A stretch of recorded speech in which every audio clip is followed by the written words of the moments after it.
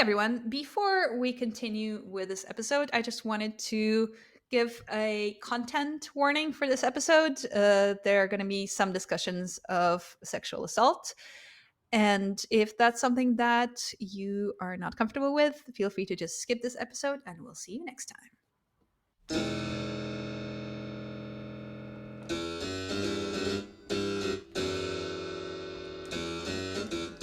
In the times of brick phones, Tamagotchis, and curtain bangs, the 90s kids cried out for a badass.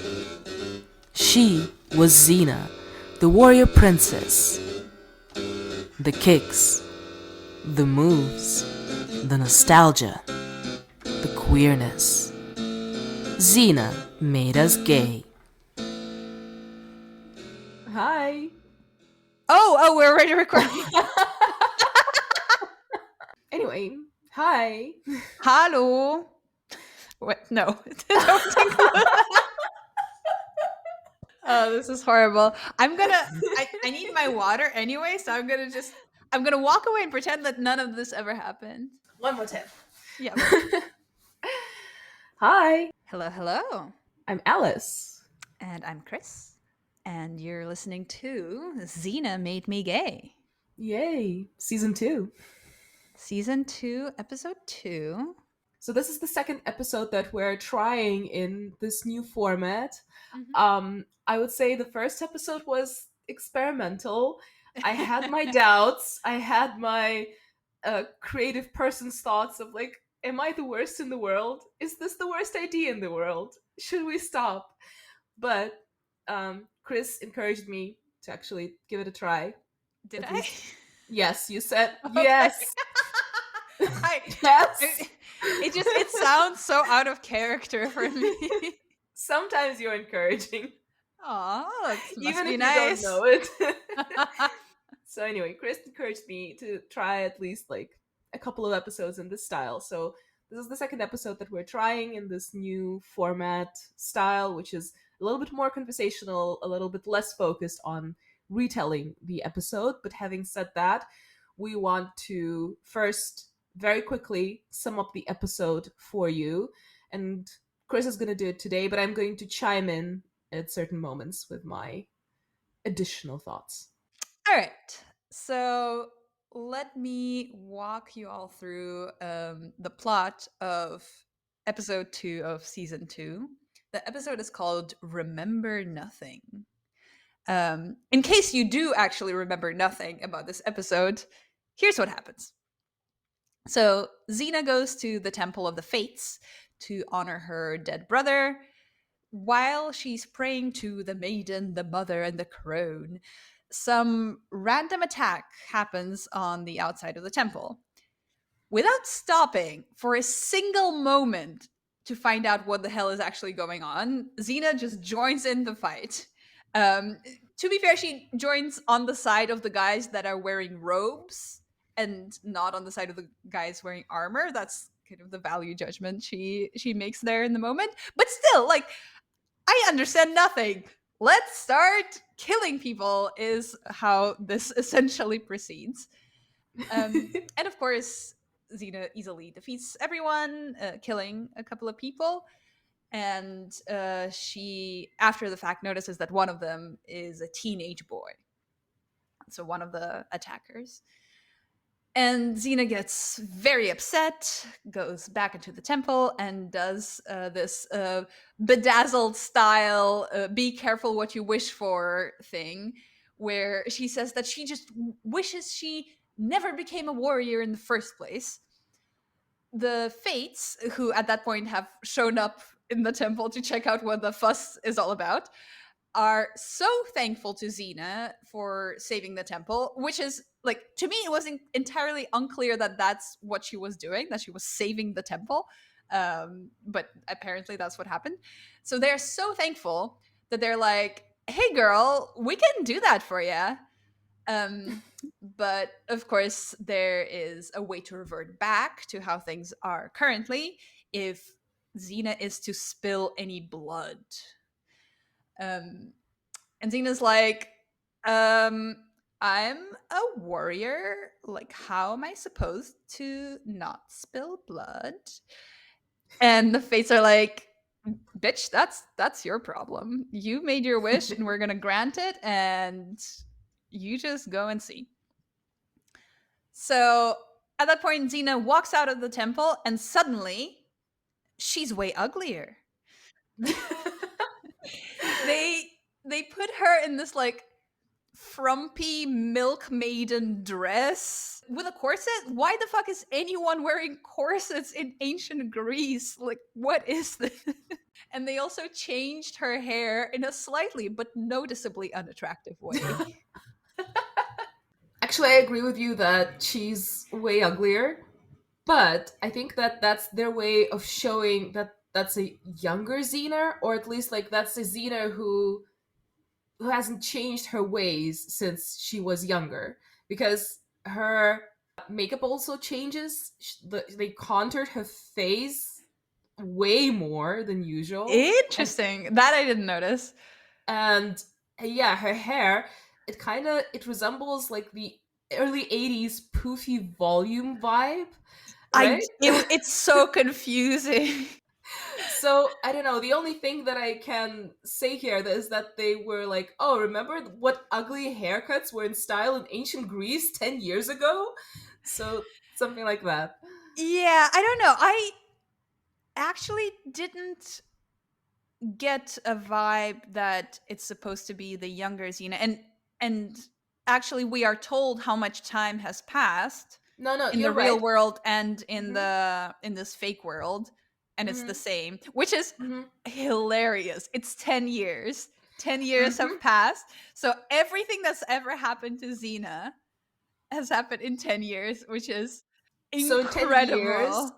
she led her village to defeat Curtis's army. She became a warlord. She conquered a lot of lands. She became this gruesome Xena that everybody knows. She Evil Xena, yeah. reverted evil Xena. That like by that point everybody in ancient Greece knows who she is. Yep. She reverted back to her adventurous and like nice self. No, no, And she had like a whole redemption arc yeah, after all the stuff with Caesar went down. Then she yes, had her lesbian love affair in China. yes, all Then that. yeah. And in all that time, Xena's older brother, that we know from season one, he was trying to get closer to Cortez. Oh no, poor Baddie. I mean, look, he is like very clearly a loser, but this does put things into like extra perspective. Yeah. Hmm. So, in the episode, uh, Xena realizes that, oh no, I'm uglier now. But then she cares a bit less about that because she sees her brother, the one that was Her killed, younger brother, yeah. and this time he is alive, and may I say, quite hot. Hmm. It's quite a contrast between him and the other brother, who, Yeah. I mean, no offense to the actor who plays him, but mm. Hmm. And this one is like very much attractive, kind of like a Ryan Phillippe type. Hmm. Hmm. Hmm. Yeah, but like less douchey looking, if that makes sense. Yeah. Yeah, an innocent sort of looking Ryan Phillippe. Yeah. And so obviously Xena is incredibly happy about seeing him.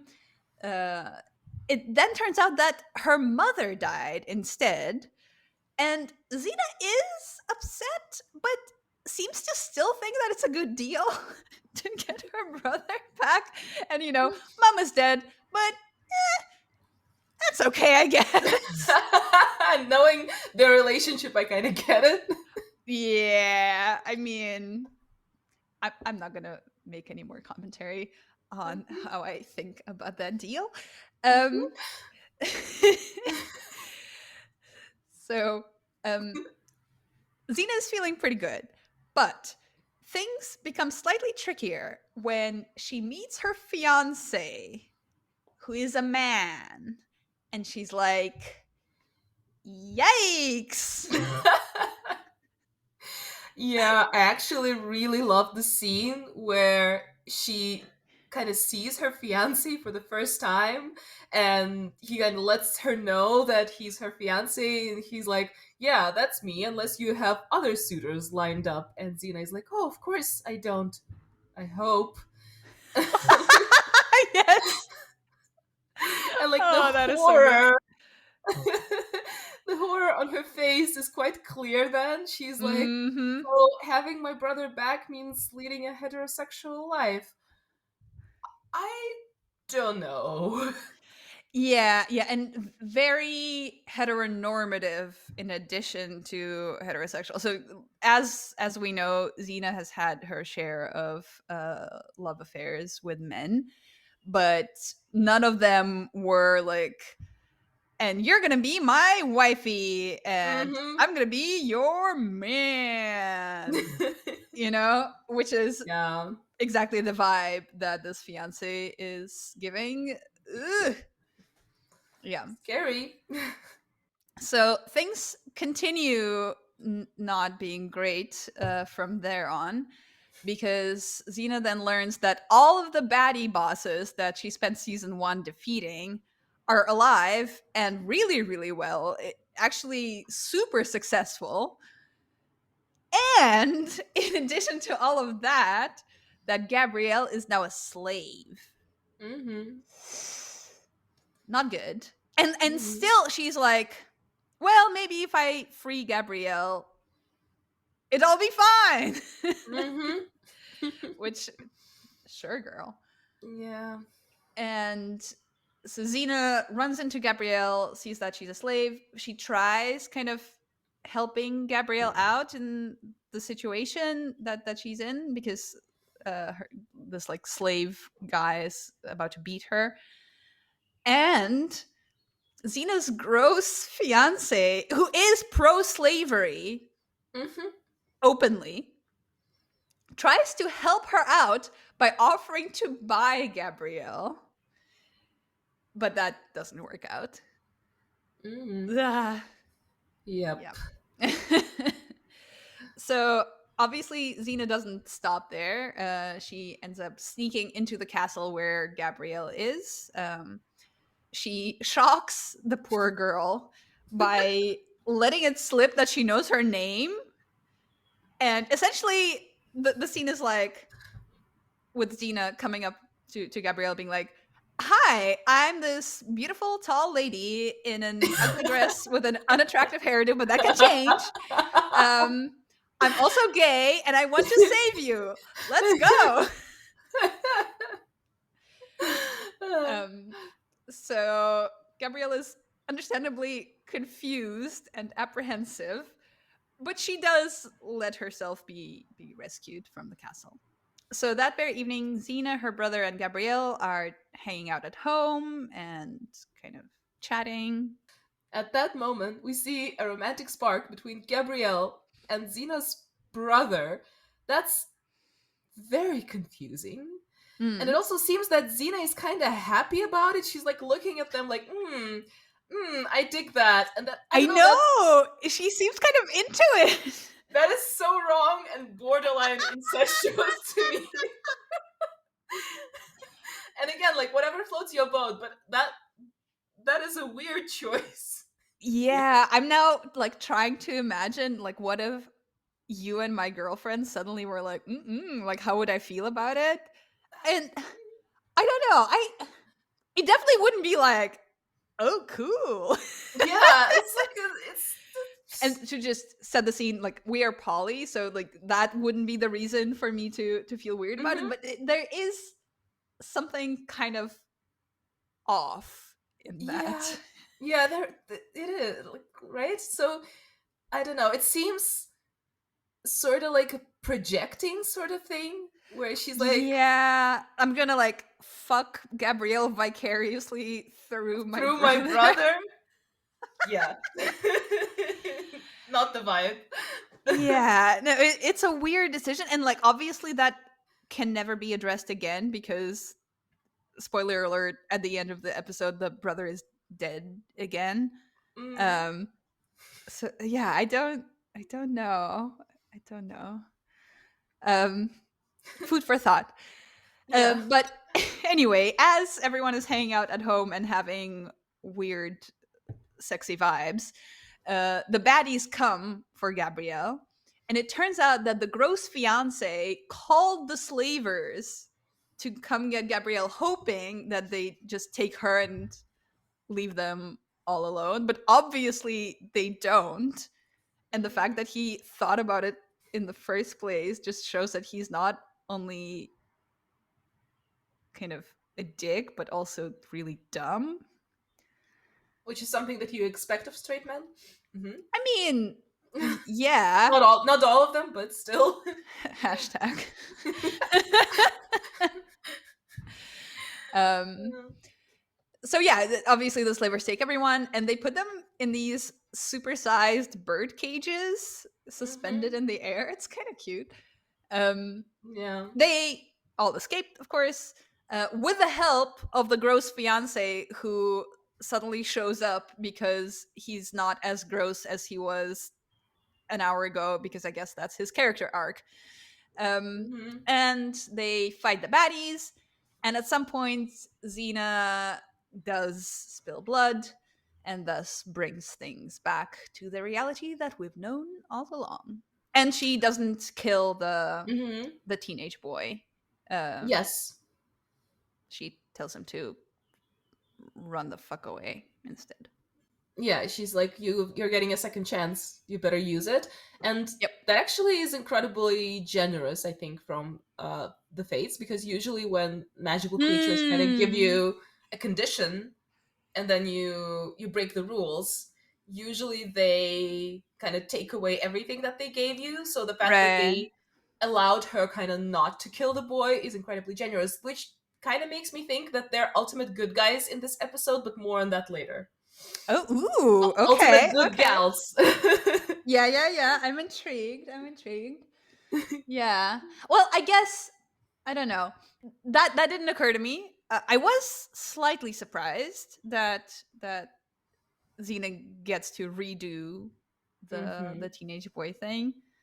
Um, but now that you mention it, maybe the fates like still wanted to do something nice for her because essentially what they did was like, here's more things that you could feel bad about.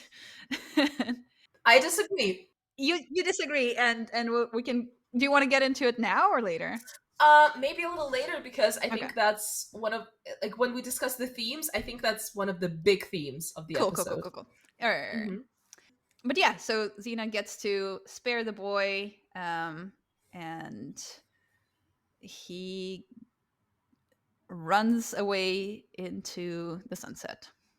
Yeah, and I wonder, like, how much time should pass before he joins the gang again and like Yeah. Oh my fucks up god. his life again. Like 2 seconds, 3 seconds, I don't know. Yeah, yeah. But I mean, as long as someone else kills him and not Xena, she can feel good about it. Yes, that's right. So let's talk about some notable moments from the episode that didn't come up yet. Hmm. I This is not really a moment, but just like something that I enjoyed throughout the episode is that the old baddie gang is back Hmm. again.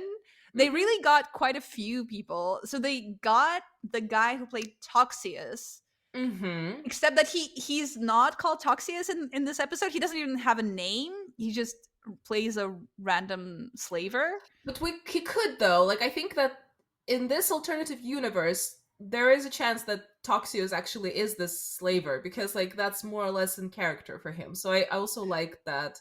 That's kind of like a comeback. Maybe. Yeah, yeah, Hmm. yeah. He's not credited as Toxius, so we don't know, Hmm. but could Yeah. could be him.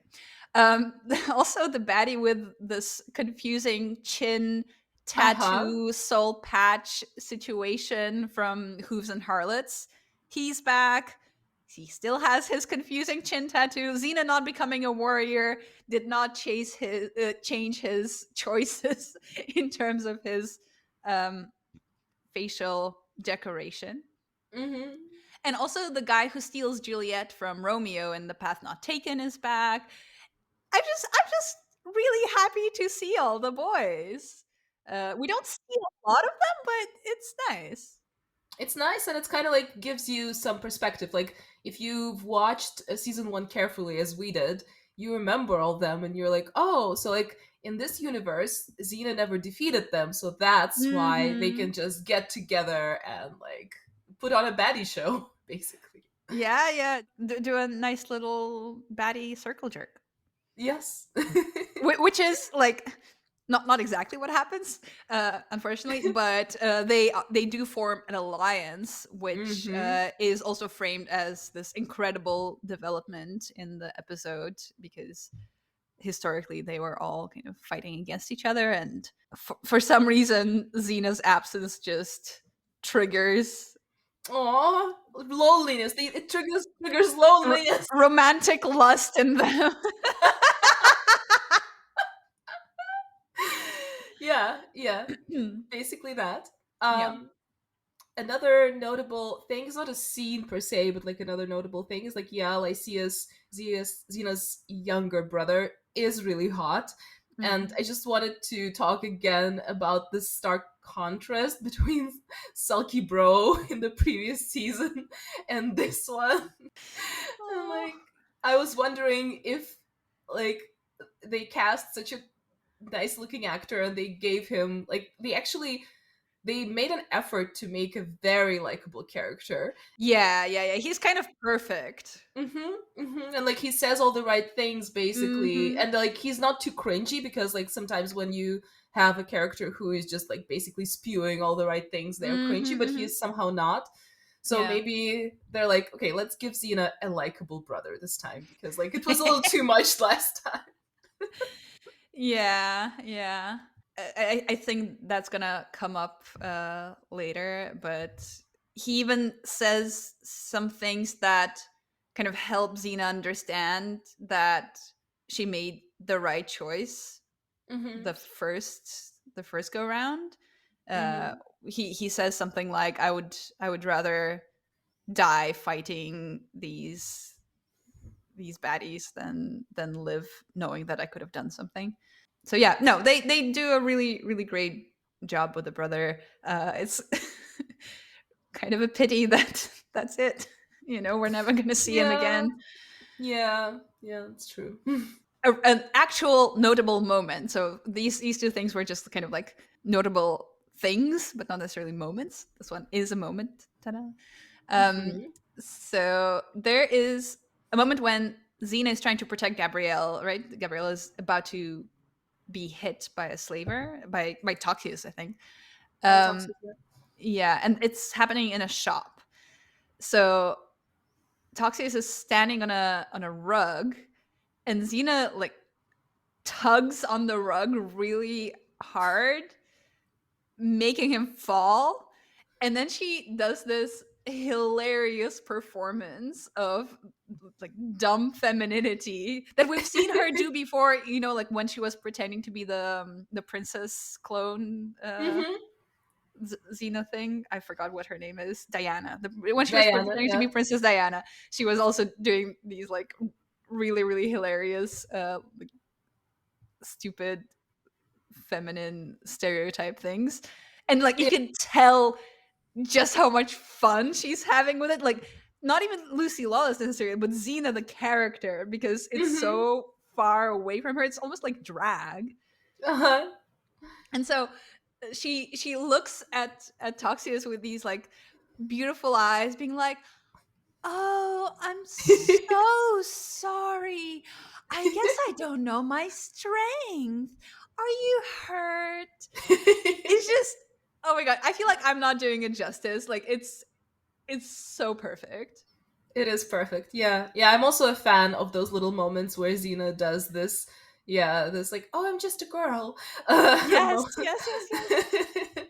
Love it. Love it. It's great. There's also a moment, like a more serious one, when Xena has already rescued Gabrielle and they're at home, and Gabrielle is still confused. She's like, what the fuck is happening? Like, what do you want from me? Do you want me to be your slave? Is that why you abducted me from the castle?" Mm-hmm. Um, and Xena says, "No, no, no. It's because you remind me of my friend." She starts describing all these things that she sees in Gabrielle, and how when she looks at her, she sees a person who is the purest soul, and Mm-hmm. who is like, she just keeps going, like looking right at Gabrielle, and it's such a ridiculously thinly veiled love confession. Yeah. It must be really strange for like this universe version of Gabrielle to hear that, but it's a beautiful moment because we really like see Xena talk about Gabrielle in this way. I think we haven't necessarily before quite like that. Actually, yeah, you're right. And I think that Gabrielle has spoken about Xena in such a way a couple Yes. of times. Yes. And not Xena because she was more like all action, no talk kind of girl. She had like moments, but not like a Moments, monologue like yeah. that. Yeah, true. So, yeah, it's cool to see. Mm. Um and continuing with the theme of Gabrielle in this episode, I actually really liked the way Gabrielle was written and played in this episode. Mm. I loved that there's this contrast. I loved the deadpan expression that she had the whole episode, because they could have, like, since the show is not exactly known for subtle decisions, they could have make it like that she's like just very unhappy and she's always sad and like things like that. But I loved that with her it was more like this anger that Mhm. she Mhm. carried with her. And I think that's actually true to the character. Gabrielle actually has a dark side to her. We're going to see it Mm. more like, I think, towards like season 4 or season 5. Mhm. Mhm. But I think that it's nice that here we have a glimpse of that. Like, what could she be like if she, like, if her life was completely different? And like here, of Mhm. course, like it's the scariest version of what could have happened to her. Mhm. And she's still her, so like for example she has her like moments where she sneakily offers a piece of bread to the dog so the dog could lick it before handing it to the slaver that owns her. So Uh-huh. like Yeah. you can see that she's not defeated. She has her own character, but still of course like it's this darkness and it's this like she has no hope. Mhm. Mhm. Which I guess is like what scares is some like what scares Xena, I think, in this episode the most is this like Gabrielle Mm. having no hope. Yeah.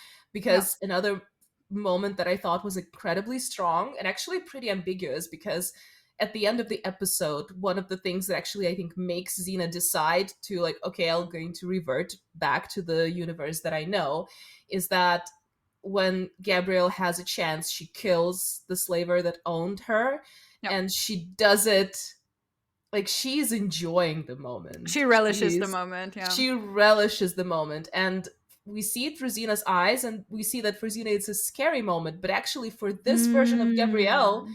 it's pretty empowering. Yeah. Because like what should she do? Forgive him? Like there is very Mhm. strong sense that there was some sexual abuse in their Yeah. Oh, relationship. for sure. So Absolutely.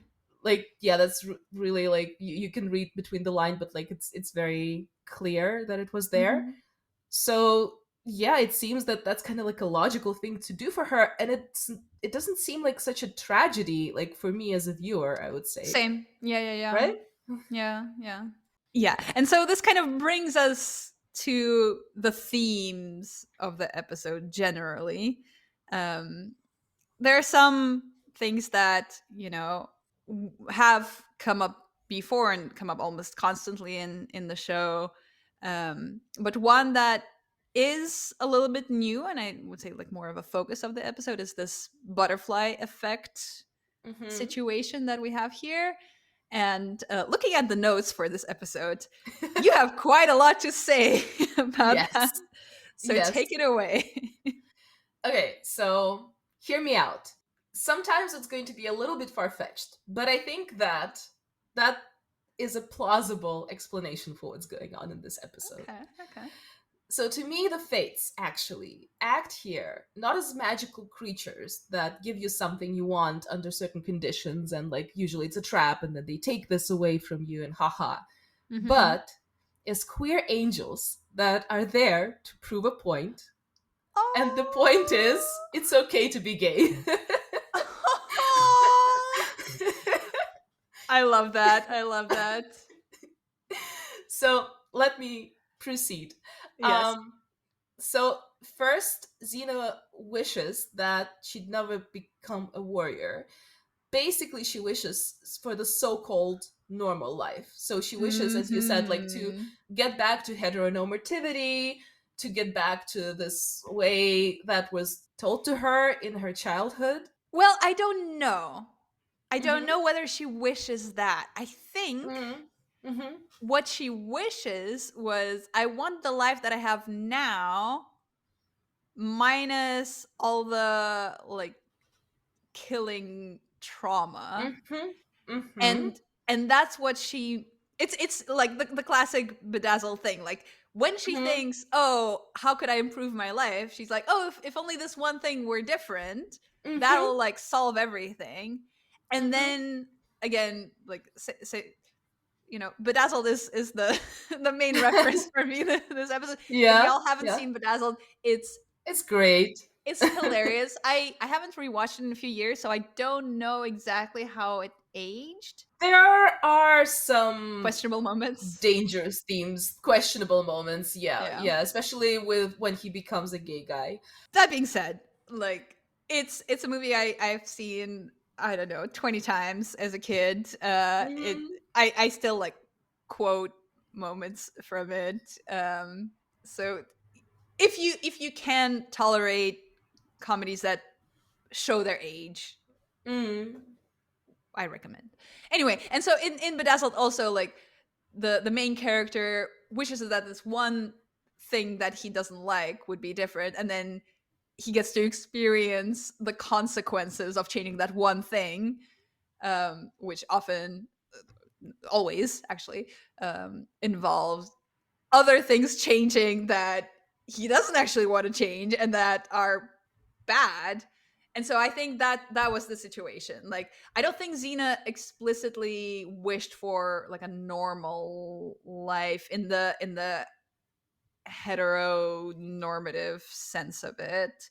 I think she just didn't think of it necessarily.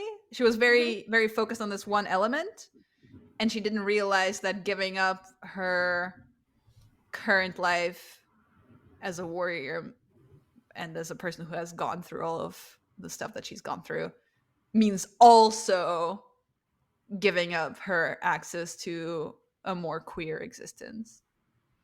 That's true, but I think that as in Bedazzled, what Xena wishes to change mainly is I want to change myself. So I want to Mm-hmm.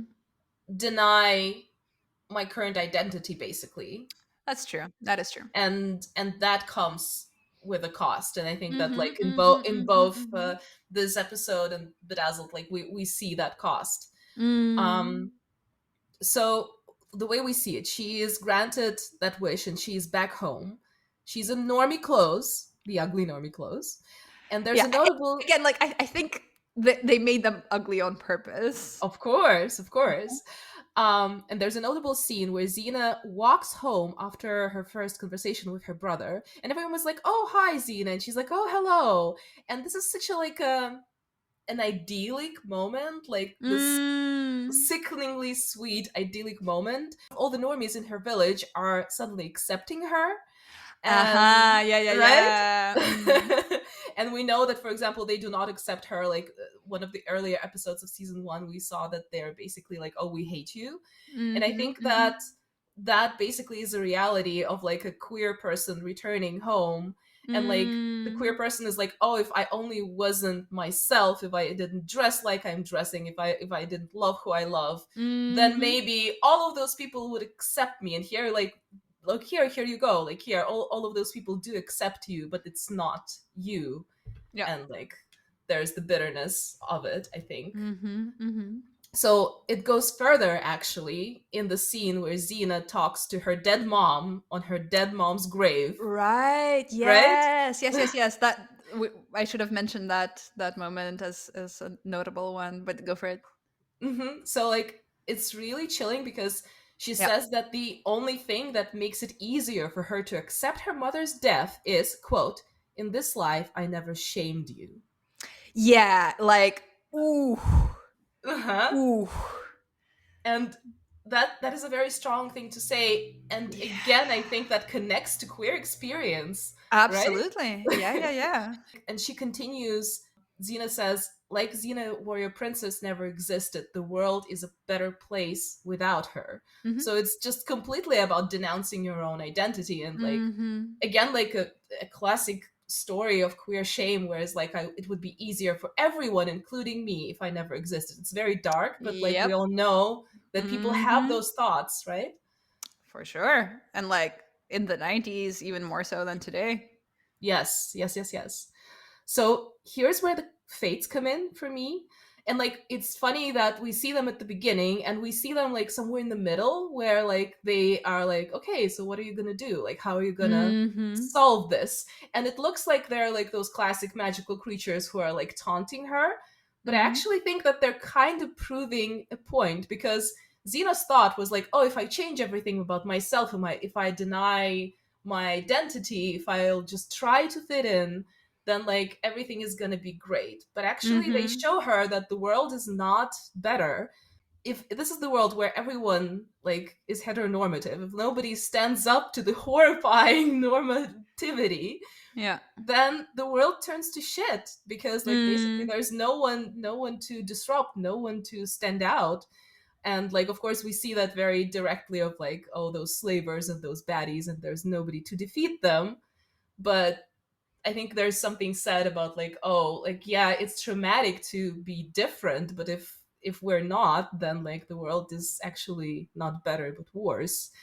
And Mhm, like mhm, it's worse for us and it's worse for our loved ones because sometimes we want to deny our identities to kind of like appease our loved ones, mhm. Or protect them from ourselves, which I think is protect something that them. Xena often wants to do.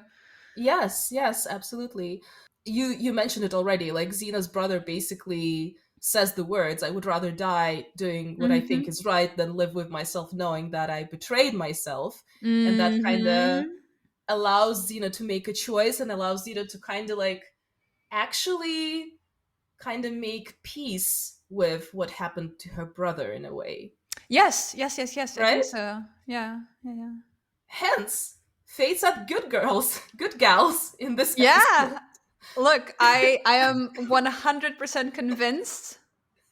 I I wasn't ready to be so on board with your uh giant Thesis, uh-huh. thesis, but I see no reason to disagree. No, I think you're right. Yeah, That's great. so cool. Good job. Yay! You cannot believe, dear listener, how rare it is that agrees with me.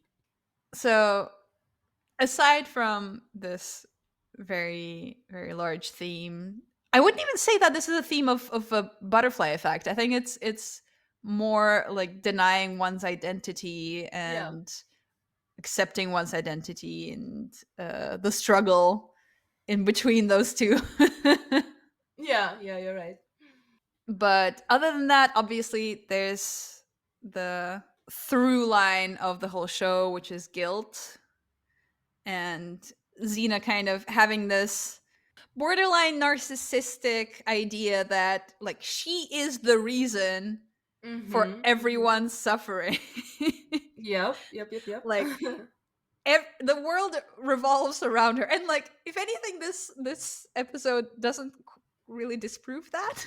uh, but she has this obsession with how everything that she does, especially everything she does wrong, Mm-hmm. just having these immense effects on everyone around her, and how she must atone for every bad thing she's ever done, but also how it's impossible. So if she can't atone, she must suffer.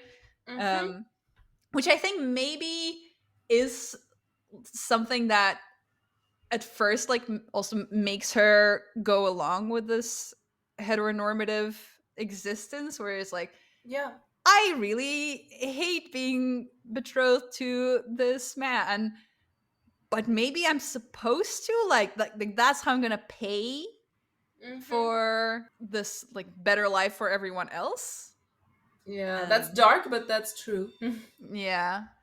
No, but like you're right, and I think she even says that. I think they talk earlier in the early in the episode. Xena talks to her brother, and he kind of mentions like, "Oh, if I did this or I did that, like, and what happened to our village is all my fault." And she's like, "No, no, no, it's not you. It definitely is my fault." And like I Mm-hmm. think that's kind of like how she goes through life, and she's like, "If I can just try a little harder, like just make a little bit more effort, I'm gonna fix Oh, everything." baby girl. Yeah, and it seems that she and Lycius totally share this trait of like, Yeah. the reason for everything is me. And I'm gonna fix it.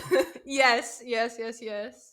Interesting. I don't think Sulky Bro has this quite the same No. way. I think he's No. more like internal, like like focused on his own struggles. He's focused on his own struggles, and he's about blaming everybody else. Like That is he's like, true. That is true. something happened to me, or like in the world in general, and that's Xena's fault. Yeah. If anything, he like feeds her personal issues with guilt by being like, yes, Yes. it is you. Yes. Yes. Yes. Yes. And also, I love that there's like no, like nobody even mentions Sulky Bro in I this know. universe. Yes. He's just not there. I don't know, like what does he do if he doesn't have this whole I'm gonna try to get closer to Curtis for 10 years straight? What is he doing? Like I'm like I have a goal of opening my own business, and I'm gonna do it in 10 to 25 years. Yeah, yeah. It is kind of hilarious that he's not even mentioned at any point. It's like we just No. don't talk about it. I get it. I totally get it. Let's not mention this relative. Every family has one. Oh yeah. Oh yeah. Also, speaking of things that we mentioned once and never come back to again, this is still kind of an alternative universe episode where the alternative universe is explained in Mm-hmm. the text. There will Mm-hmm. be episodes where, like, suddenly we're in the 1990s and there's Mm-hmm. no explanation whatsoever. When they started leaning more into subtext and basically becoming text, Mm. at some point I think everybody agreed that Xena and Gabrielle are just together forever through different incarnations, through times, through eternity. And that's how it's explained, I think. Aw. Which is kind of sweet. I found that so incredibly comforting as a kid. And I think that was even like before my parents split, so like it's not like a divorced child drama. I think it's just a generally like emotionally neglected child drama. It's like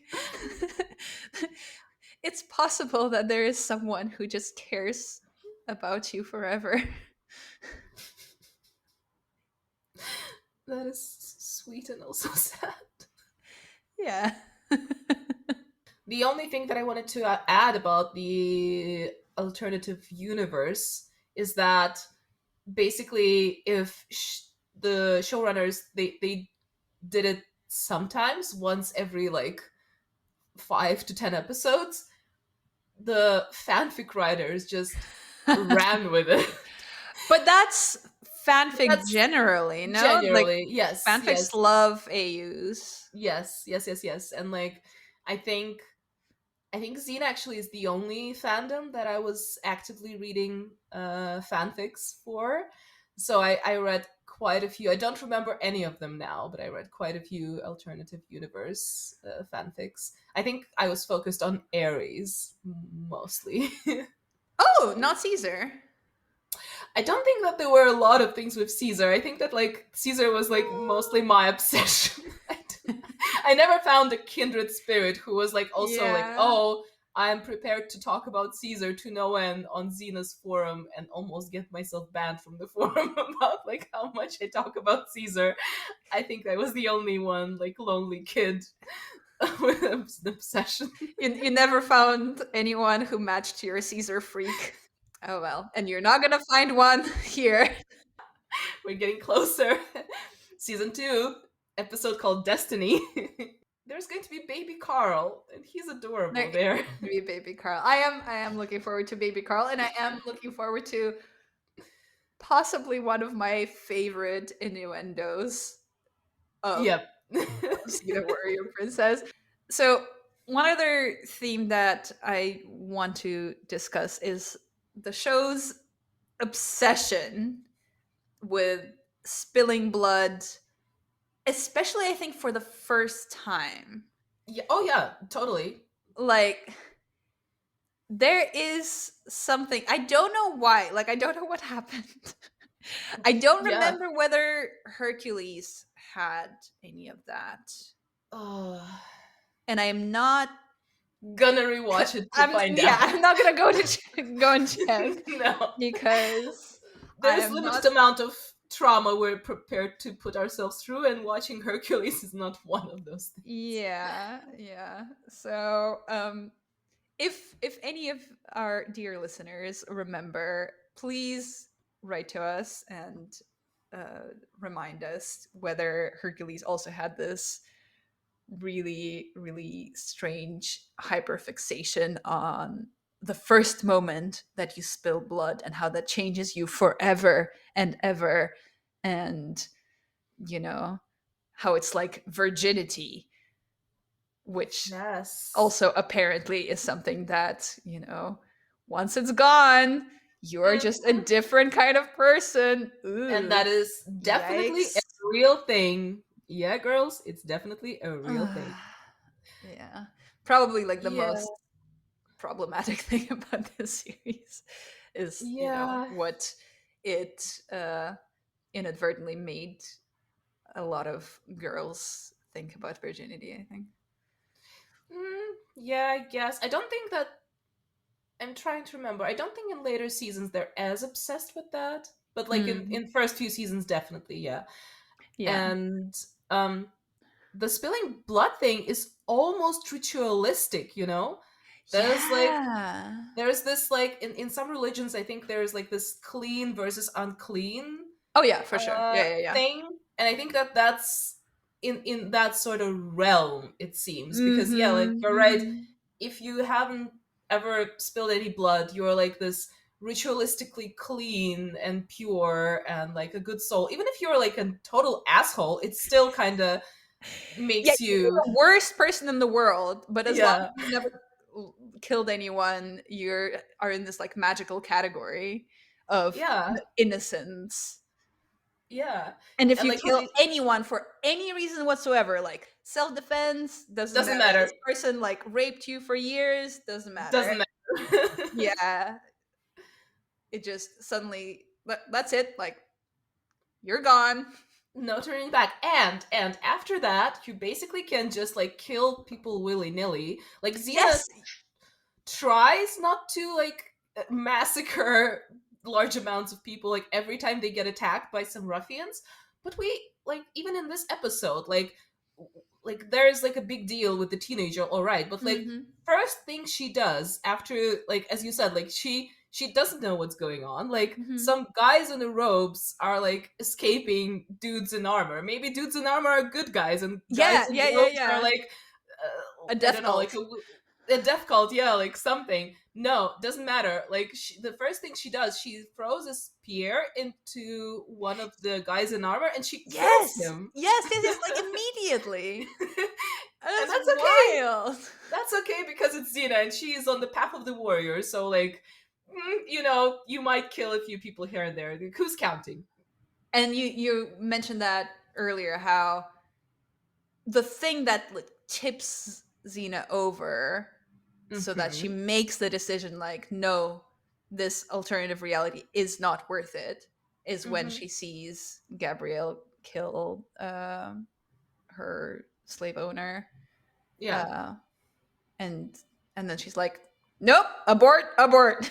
Yeah. Although, as we said, like you might argue that this thing was actually absolutely justified, totally Fully justified from justified, like they Gabrielle. are killing people themselves. Yes. And And like then when if Gabrielle joins in, it's like oh, the this most is so horrible bad. thing possibly happened.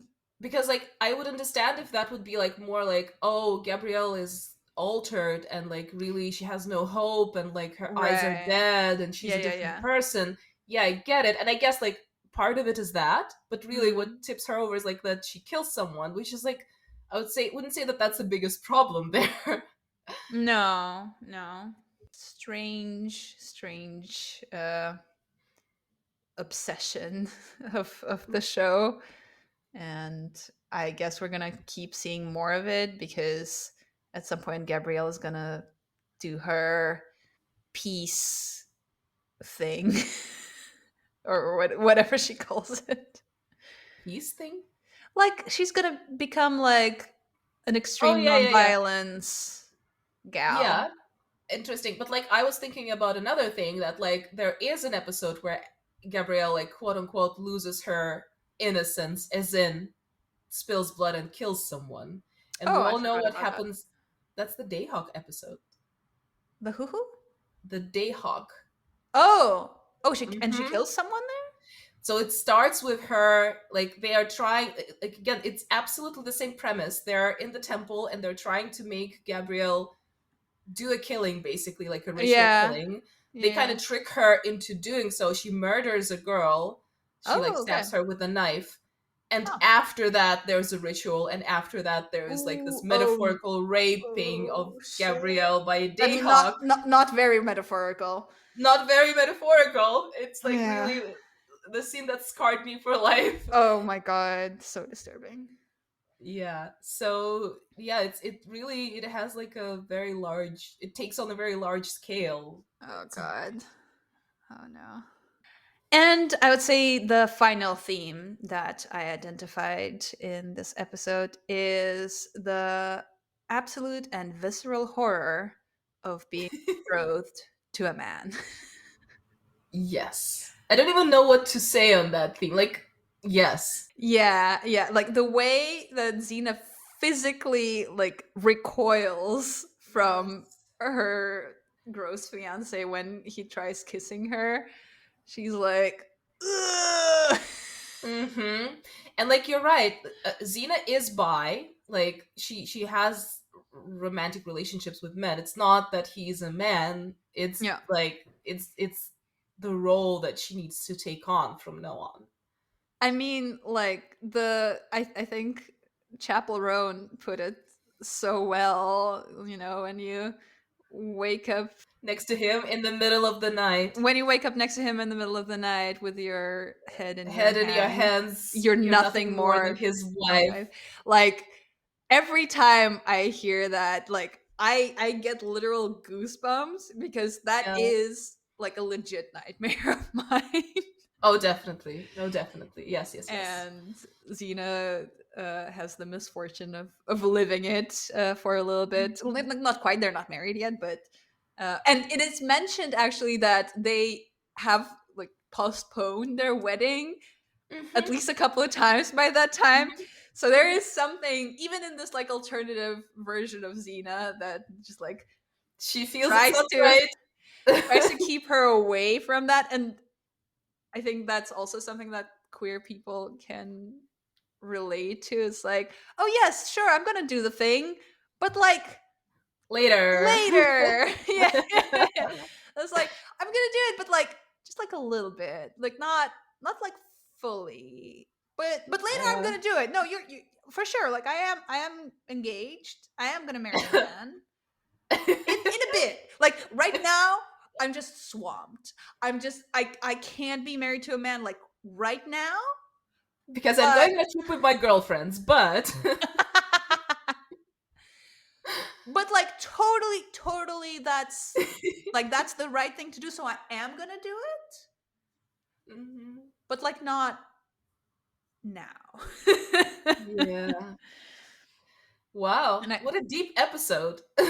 no, yeah, I'm shooketh.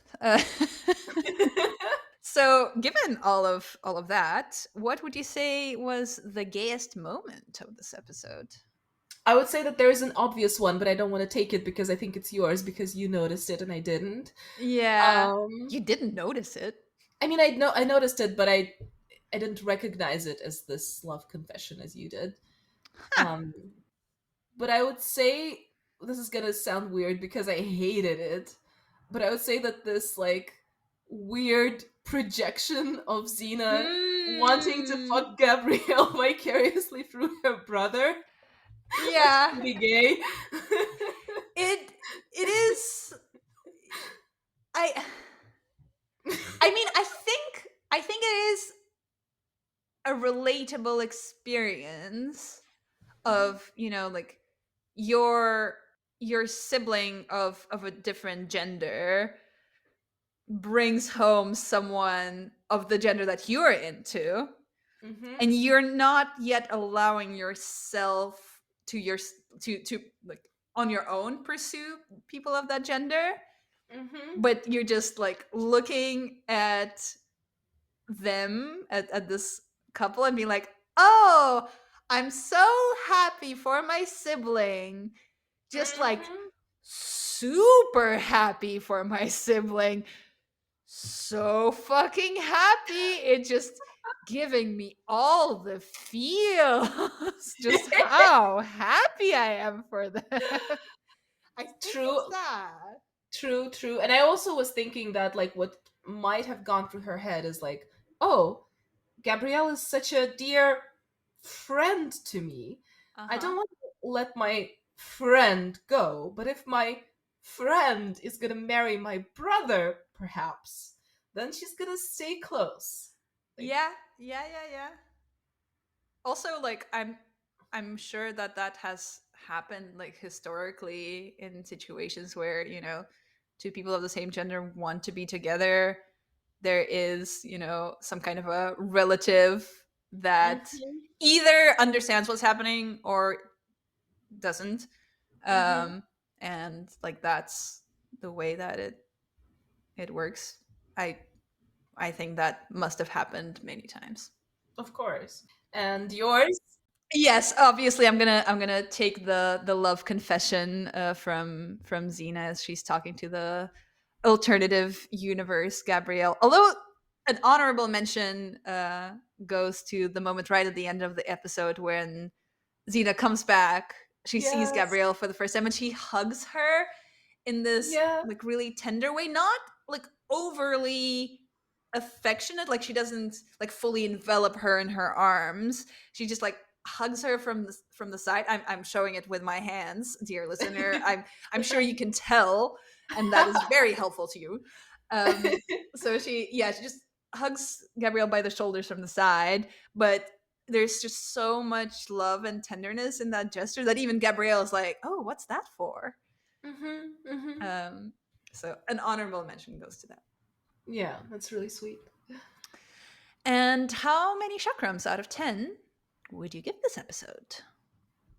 Do you know, after our discussion, what the hell? 10.